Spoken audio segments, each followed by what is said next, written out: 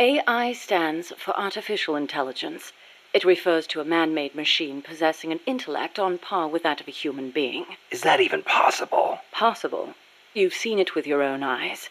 What the AI weapons are capable of. How Peace Walker carried out the boss's will in the end. No mere machine could ever choose to sacrifice itself like that. I just can't see how a bunch of circuits and switches could have a will of its own. It's called the ghost in the machine, Snake. And it exists.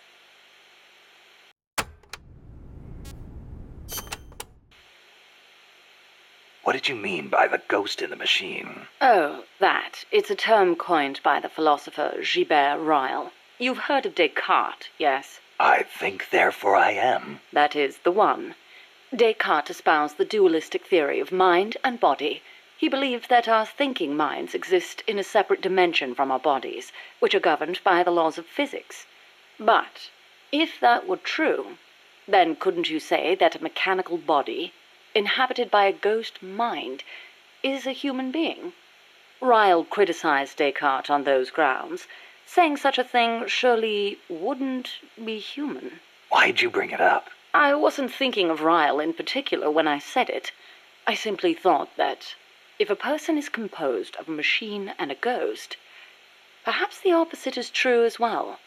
Perhaps, by placing a ghost inside a machine, we could, in effect, give birth to a new person. And that was your idea for the boss AI? The moment you ripped the memory board out, the mammal pod ceased to function. It should have been dead. And yet, Peace Walker righted itself, singing a song of peace. I couldn't help but feel that her soul had come to inhabit Peace Walker.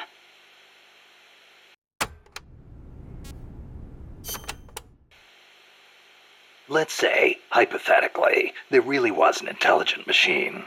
How would you prove it? What's the difference between a high-level computer and an AI? It depends on what you choose to define as intelligence. For example, Snake, listen to my voice talking to you now. Suppose it were an AI. Say what? What if the living, breathing me sitting here drinking tea and talking to you were actually an AI, programmed to simulate my thoughts and my voice? You're nuts. No, I'm not. You couldn't prove I was a real human being, could you? It'd be... No. So if an AI is so advanced you can't tell it from the real thing, wouldn't you call that intelligence? I'm not quite convinced. But that's only one way to look at it. It's roughly how Dr. Turing explained artificial intelligence. The test I described is called the Turing test, in his honor. Yeah, well, sounds like a bad joke to me. That singing monster of yours put me through hell. If I never meet one again, it'll be too soon. Shame. And I was about to let an AI take my place in our conversation. Don't even think about it.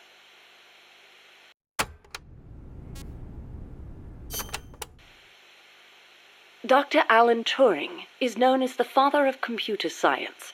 It was he who formulated the basic theory of AI. During the war, he worked for GC and CS. The government's cryptology school.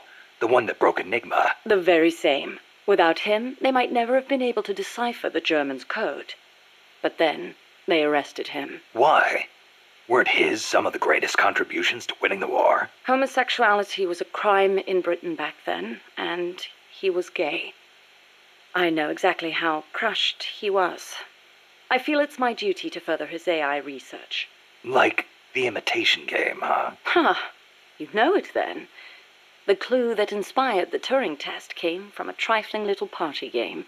You exchange written notes with another person behind a screen and try to guess their gender, whether they're a woman or a man, pretending to be a woman. It's surprisingly difficult to tell the difference. Man or woman, human or machine. What do the differences even mean? Dr. Turing was fascinated by the differences between men and women. Perhaps that's what led him to formulate his test.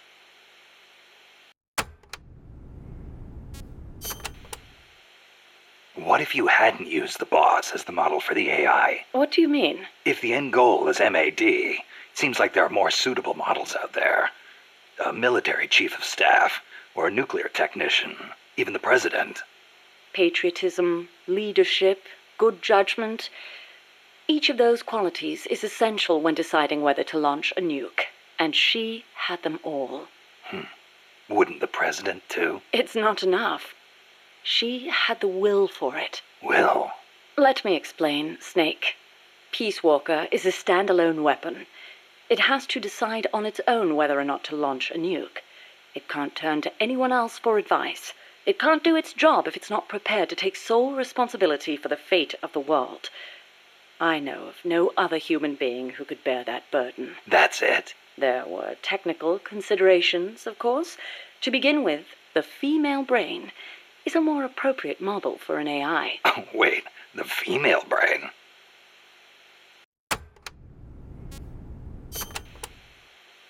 What do you mean by that, modeling your AI after the female brain? Snake, what is the human mind capable of that a computer is not? Being lazy? Interesting response, and not incorrect. But the answer I was looking for was empathy. Empathy? The ability to feel for others, to be more precise.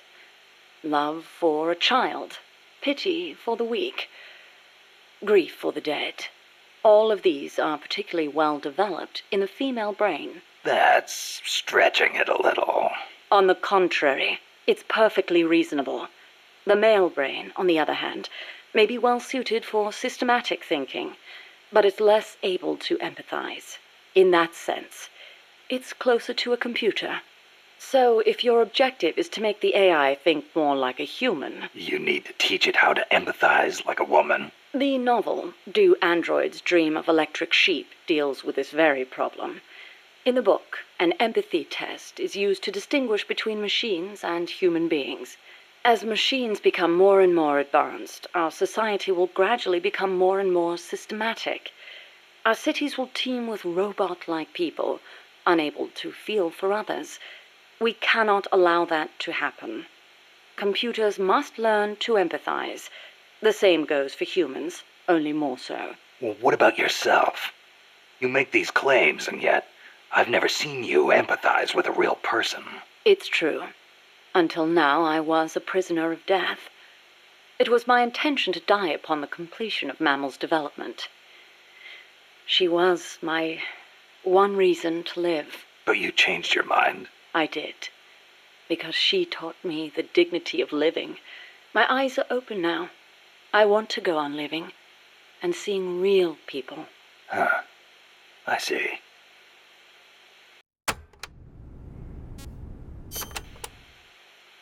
Is it really necessary to make machines think like humans?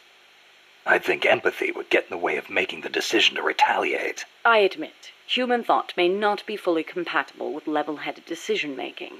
Then again, is there such a thing as non-human thought? The moment computers became so advanced that they could calculate faster than human beings, a new dream was born. Dream? If we can create a machine that can do advanced mathematics, why can't we create one that can think like a human? The 19th century author, Auguste Villiers-L'Isle-Adam, wrote a book called Tomorrow's Eve, in which the protagonist fashions an artificial woman to serve as his ideal lover.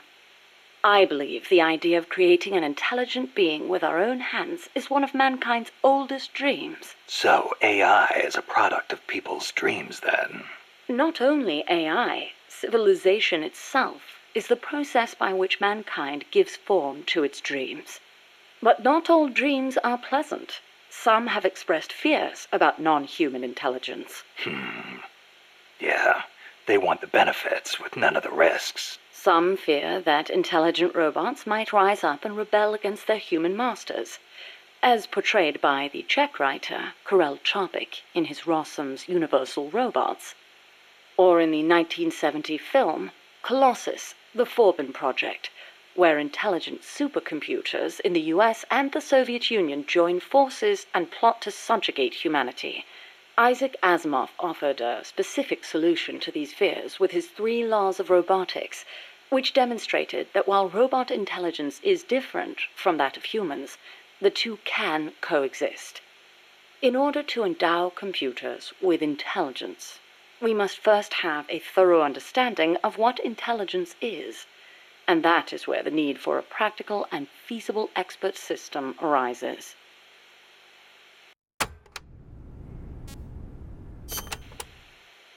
So what's an expert system? The AI housed within Peace Walker began development as such a system. An expert system is a type of proxy program by which a computer makes decisions as an expert would. The program, Mycin, for example, is a system that decides which kind of antibiotics to prescribe. The system asks the patient a series of questions to narrow down the range of appropriate drugs.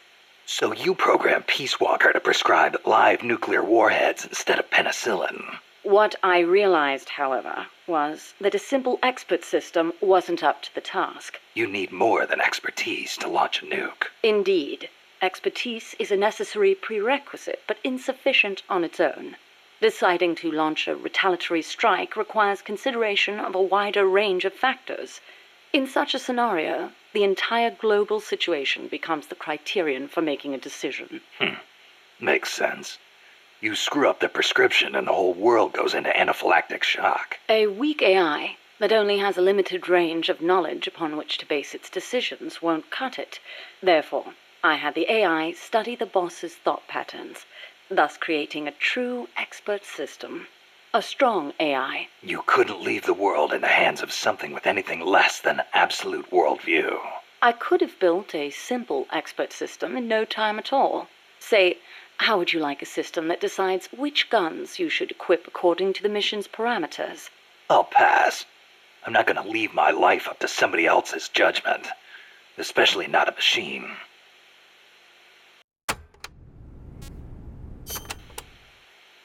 With current technology, AI are inevitably enormous in size. But as circuit integration continues to advance, they will become even smaller. As small as human brains, and perhaps smaller than that. And in the meantime, robotics will continue to advance as well, to the point where we can create androids, robots that resemble humans.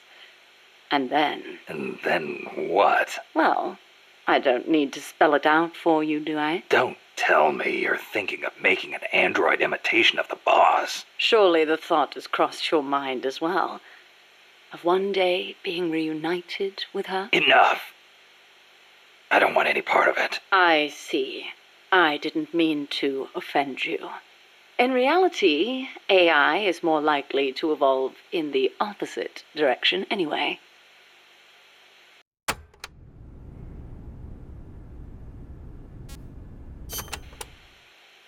The opposite direction?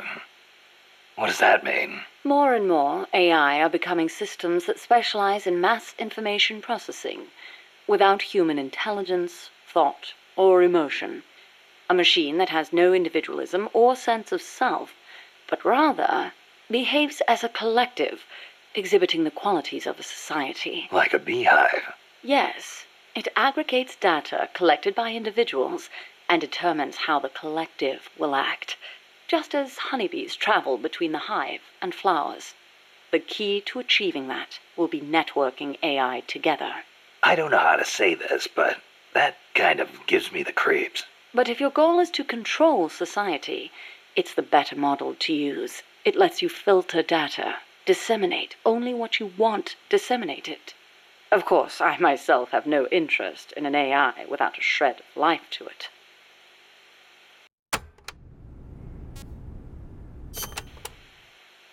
Earlier, you called the mammal pod a butterfly. Not a pupa or a cocoon, but an imago. Yes, the AI that came before the mammal pod were works in progress. Works in progress. They were enough to keep the frame running, but not enough to make decisions about nuclear retaliation. They weren't quite complete. They were pupae. Only when I added the boss's data did the AI take on its true form, becoming a butterfly and taking flight. And that's why the nose art on Peace Walker was a butterfly.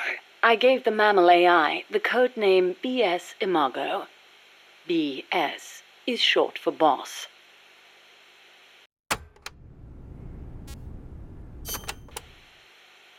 Huey called that gigantic unmanned chopper a chrysalis. Is that another one of your AI code names?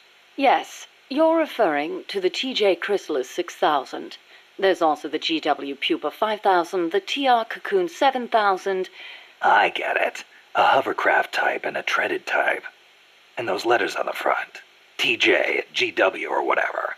Those are initials? Correct. The initials of the American presidents whose faces are carved into Mount Rushmore. Then you're missing one. I assigned that one to the reptile pod.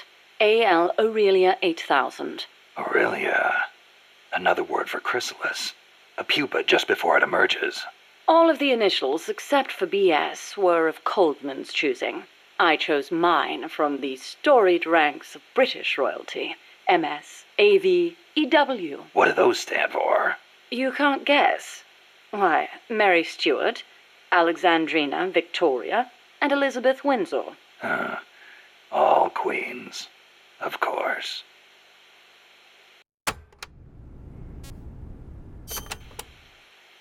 Are you familiar with the film 2001: A Space Odyssey? I've heard of it, but... Of course not. I didn't expect you to be cultured enough to appreciate such things. Yeah, thanks. Anyway... 2001 features an AI called HAL, a highly advanced system that controls an exploration spacecraft. It can converse with people, and even play chess. Huh. Now where have I heard that before? The way HAL was portrayed was truly superb. How so? HAL is given secret orders that not even the ship's captain knows about. Naturally, he's not allowed to divulge them to the crew.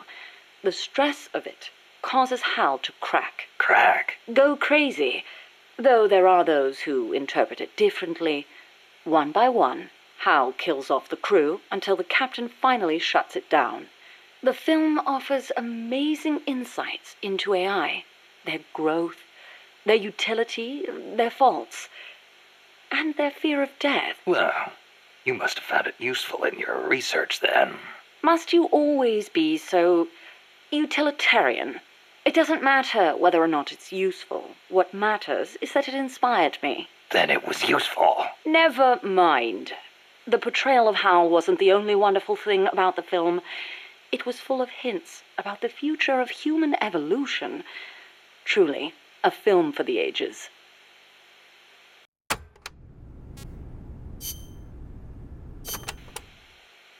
Strangelove, when did you and the boss first meet? Did she ever tell you about what she saw in space? Yeah. I saw the same thing along with her. The Soviets beat America into space with Sputnik, and so America rushed to be first in manned spaceflight. NASA used her as their top secret guinea pig, launching her deep into the cold blackness of space. I took part in the project as a scientist. You were there with her? Yes. For a brief time. We were one and the same, she and I. We sought each other out, completed each other. Did you know that inside every woman there's a universe, and that we are able to sense this in each other? We connected because of our empathetic female brains. As time went on, I began to have doubts about offering such a noble soul as sacrifice. Why did she have to... The flight test was a narrow success, and she miraculously made it back alive. But her mind and body were horribly mangled, and there was nothing I could do for her. We were no longer one and the same. She went away, and I, having nothing else to live for, immersed myself in AI research, hoping that no one would ever have to make her sacrifice again. I never knew. It's not really worth knowing. We were ships passing in the night, that's all. Perhaps someday I'll tell you the long version, if you're interested.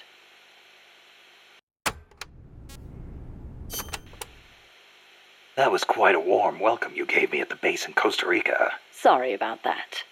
But I simply had to know. The boss's final act. Yes, by inputting her thoughts and actions into the AI, I was imbuing it with her mind. The only thing I couldn't understand was her final act. Operation Snake Eater. Official history says she betrayed her homeland and defected to the enemy and was killed by you. But it didn't make sense. The boss would be the last person on Earth to betray her country. It was logically inconsistent. It was, wasn't it? That internal inconsistency prevented the AI from activating properly. Just as Hal malfunctioned in the film, I understood the reasoning, but I had to have proof. Proof of her final act, her true intentions, one way or another. So you tried to squeeze it out of me, huh? As a matter of fact, I did. Your silence was the very answer I was looking for.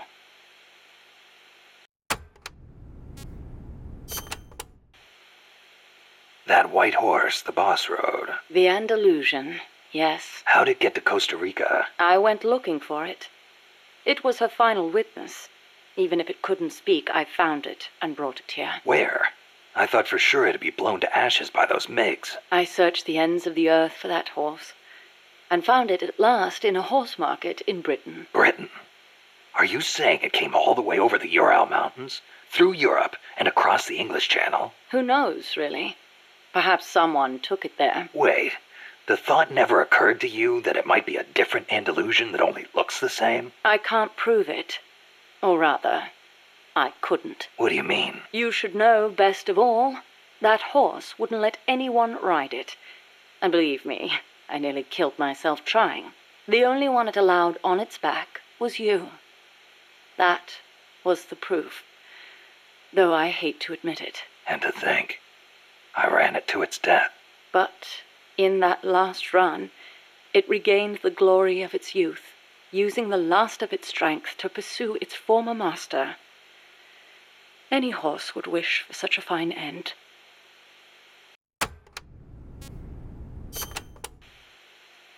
What do you make of Peace Walker's final act? I recreated her thought patterns exactly. It was exactly what she would have done. The world's most empathetic mind weighed the past, the future, and the entire world, and decided not to retaliate. Merely knowing that is enough for me. So, what you're saying is, we don't need deterrence to have peace? I didn't say that. What's important is that we wish for peace. MSF needs a way to protect itself from the might of nations. Survival requires pragmatic thought and action. But you must still retain your ideals. If the gap between reality and those ideals ever leads you to lose them, I doubt MSF will survive.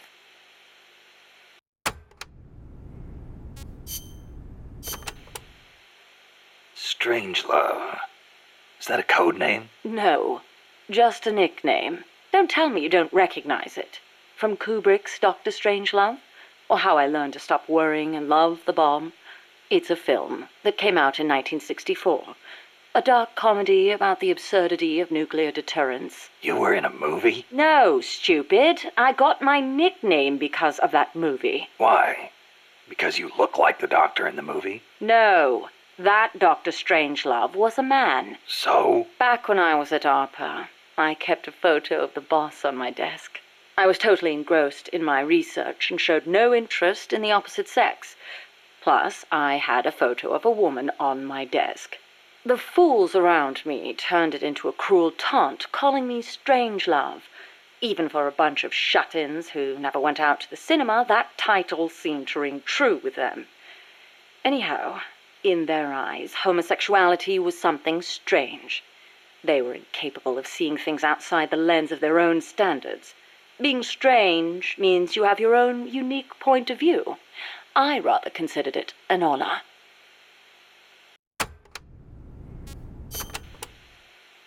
So, you were with ARPA before you came here, huh? Yes, back then it was really the only place I could make a living from my AI research. And before that? I started out at NASA.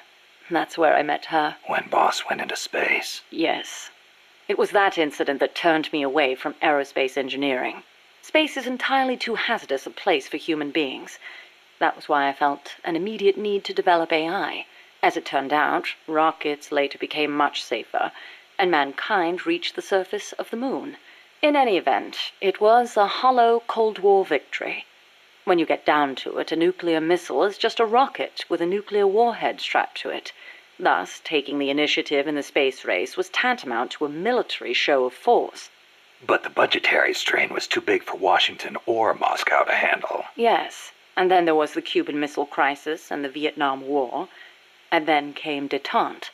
Having leapt ahead of the Soviet Union with its moon landing, America shut down the Apollo program in '72.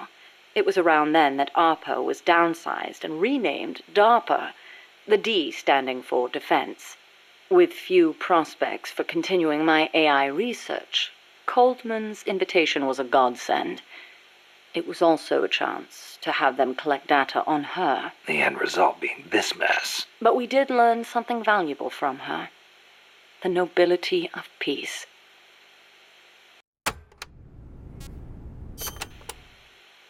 Why'd you agree to come here, to Mother Base? You intrigued me. Me? Hold on. You're not planning on modeling your next AI after me. Not a bad idea, but I have no intention of ever again attempting to transplant human thought into machines. Oh, that's a relief. You are the man who inherited the boss's will. You're gathering people around you, even now, shaping them, building a new organization. I'd like to see how it turns out. You're not planning to go back to AI research? I never said such a thing. Of course my work will continue. Here? In my eyes, the growth of MSF as an organization is analogous to the development of the nervous system. The way you become intertwined, stimulate each other, branch out in new directions. It's really quite inspirational. Interesting way to put it. Of course, I intend to repay you for your hospitality. The fruits of my research will be at your disposal. Why not assign me to the R&D team? I promise you won't be disappointed.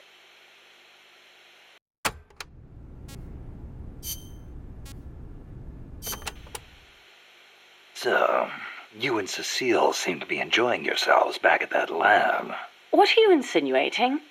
I only kept her because I didn't want our secret to be known. And the personal baths?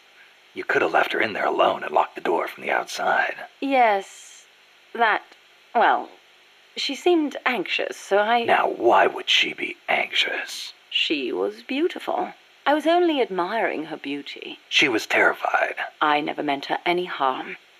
She knew that. I know she did. But she felt like she was in enough danger to run away. No matter what I did, if Coldman found her, she would have been... You're right. The truth is, I wanted to save her. But not if it meant forestalling the completion of Mammal. So you made it easy for her to escape? Do you really think I am that soft? I'll admit security wasn't exactly tight. It wouldn't have been difficult for her to escape from the building. Seemed like she had a rougher time after she got out. At any rate, I never did anything to her to deserve any blame. Is that clear? Okay.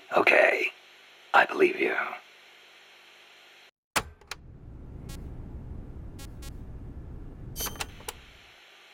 You know, that ID card I got from Huey wouldn't let me into the lab. Of course not. I deactivated it. Why? As though I'd let him into my lab. Oh, you don't seem to care for him much, even though you two are in the same field. Oh, please. For starters, I can't stand that wishy-washy attitude of his.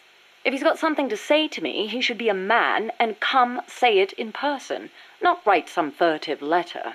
But if his card doesn't work, how's he supposed to... And another thing, the way he always demeans himself. Every other sentence begins with, I could be wrong, but...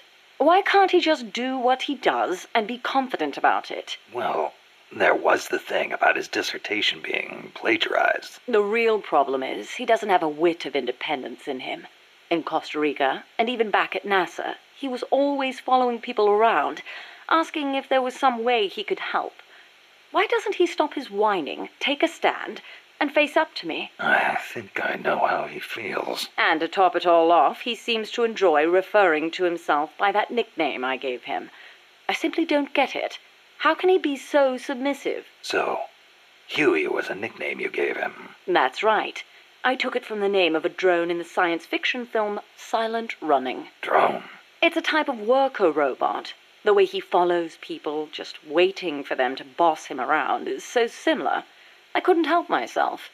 Oh, it's an American film directed by Douglas Trumbull, the man who did the special effects for 2001: A Space Odyssey. Imagine that.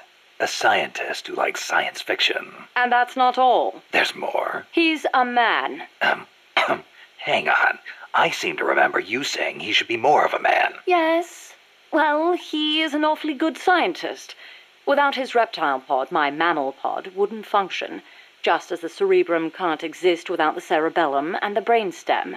He did a fine job of designing it. I'll give him that. That sounded suspiciously like praise. It's merely an objective observation. I like people who possess the will to move forward. I have no time for those who refuse to take control of their lives. Until he does, my opinion remains the same.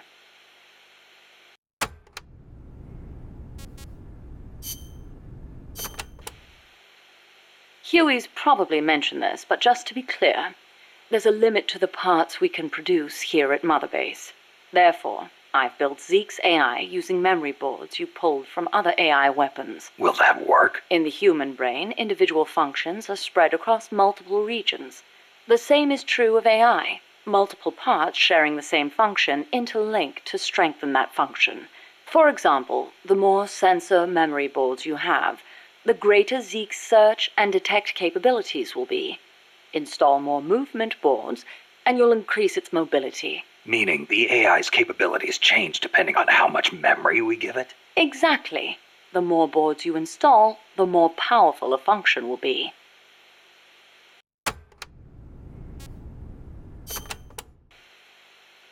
How's the Zeke AI different from Peace Walker's? Zeke's AI isn't a replica of the human thought process. It isn't programmed to make decisions about nuclear retaliation. On the other hand, it is capable of highly independent action in combat when given orders from a pilot. It can protect infantry, destroy the enemy, and, if ordered, Launch a nuke. let us hope it never comes to that. My sentiments exactly.